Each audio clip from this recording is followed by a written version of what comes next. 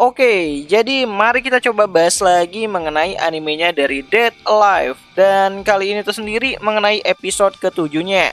Spoiler ya, tentu aja video kali ini tuh sendiri bakalan mengandung spoiler. Jadi jika kalian itu tidak keberatan, yuk mari kita coba lanjutkan.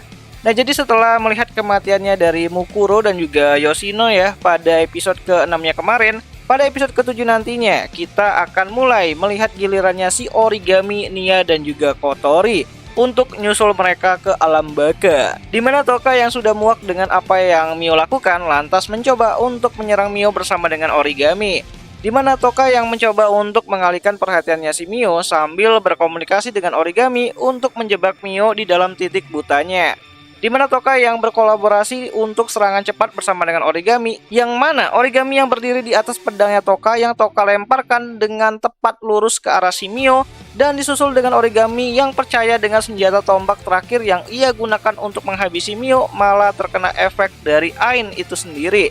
Ya, Ainnya Mio ini tuh benar-benar OP banget gitu kan, dimana tombak yang harusnya berada di tangannya si Origami itu tiba-tiba aja tuh pindah ke tangannya si Mio dan menancap tepat ke arah tubuhnya si Origami yang saat itu sedang melaju pesat menuju Mio dengan kecepatan fullnya gitu kan. Ya, jadi sate tusuk lah gitu kan si Origami itu sendiri yang siap dihidangkan oleh Mama Mio.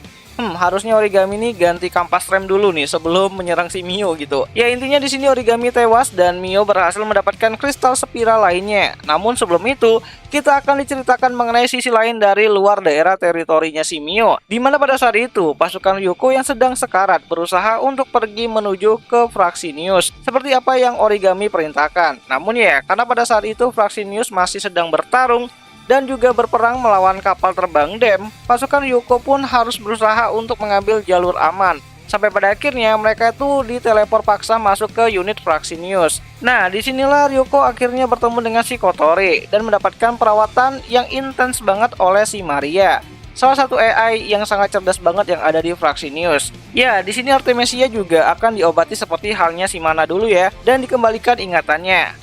Nah, setelah urusan dengan para anggota AST selesai, Kotori mengatakan kepada semua kru yang ada di Fraxinius kalau ia sangat minta maaf karena harus membawa mereka semua ke neraka paling dalam. Ya, Kotori berniat untuk membawa Fraxinius masuk ke dalam area teritorinya si Mio dan menembak Mio dengan senjata meriam paling kuat yang dimiliki oleh Fraxinius. Dan tentu saja, jika diperlukan, Kotori sudah siap untuk bertarung melawan Mio dengan Astral Dress-nya. Dimana hal ini tuh Kotori pikirkan saat ia mulai menyadari banyaknya sinyal yang hilang dari para spirit saat berhadapan dengan Mio, atau yang Kotori anggap sebagai sahabatnya sendiri, yaitu si Reine. Nah, bagi kalian yang penasaran dengan pertarungan Shido versus Westcott yang akan dimulai nanti, ataupun nggak dimulai-mulai gitu kan pada episode ke-6-nya kemarin, pada episode ke-7 kali ini, kemungkinan besar kita akan bisa melihat bagaimana pertarungan tersebut akan berjalan ataupun dilakukan, dimana Shido akan maju melawan Westcott dari depan, sampai-sampai Westcott harus menciptakan Paranibel untuk menghentikan pergerakannya dari si Shido. Ya, meskipun di sini Shido masih dalam posisi yang sangat dirugikan, dimana cara mengalahkan Paranibel dengan mengkisu mereka satu persatu itu sudah Westcott hilangkan, dengan cara membuat Paranibel ini tuh menjadi buta atau menutup mata dari Paranibel itu sendiri, sehingga Paranibel ini tuh tidak bisa merasakan esensi dari kisunya si Shido. Namun tidak menyerah gitu kan, Shido masih saja mencoba untuk melawan balik Westcott dengan mengurus Paranibel terlebih dahulu, di mana Shido memiliki rencana untuk mengumpulkan Paranibel di suatu tempat, lalu menghujani mereka semua dengan tembakan brutal dari unit Metatron Origami. Ya, meskipun Shido juga harus merasakan serangan tersebut karena menjadi umpan hidup bagi Paranibel.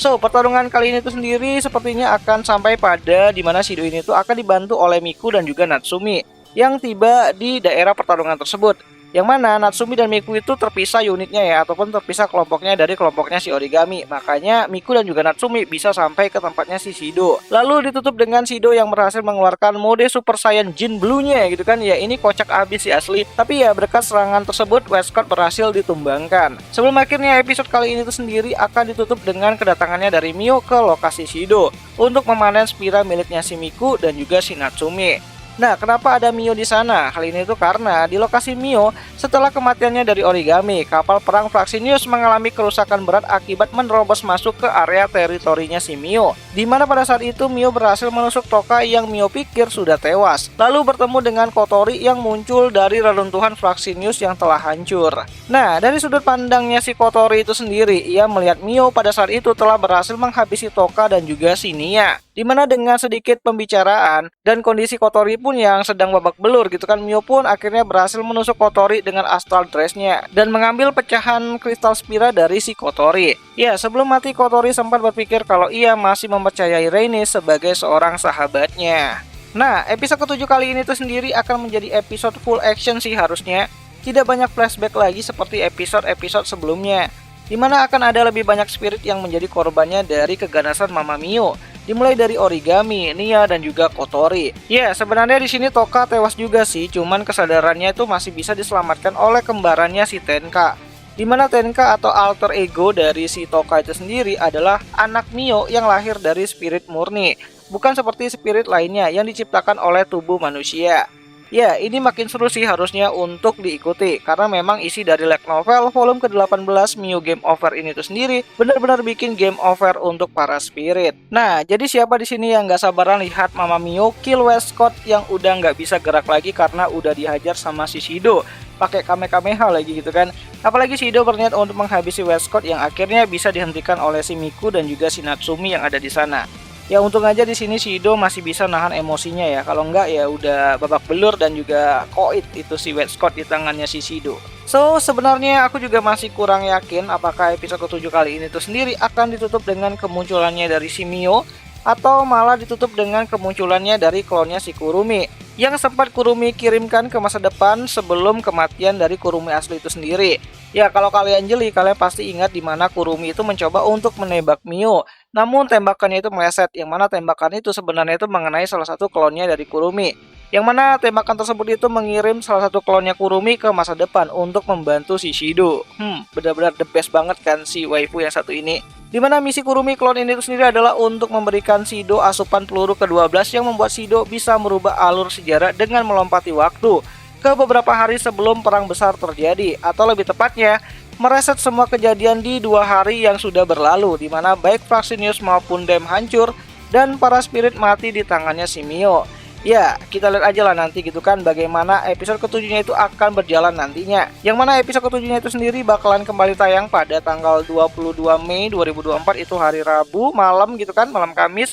Nonton jadi mana ya, tentu aja nontonnya itu di aplikasi BeStation lah gitu kan, tempat nonton anime kesayangan kita semua, walaupun ya rada-rada premium sih.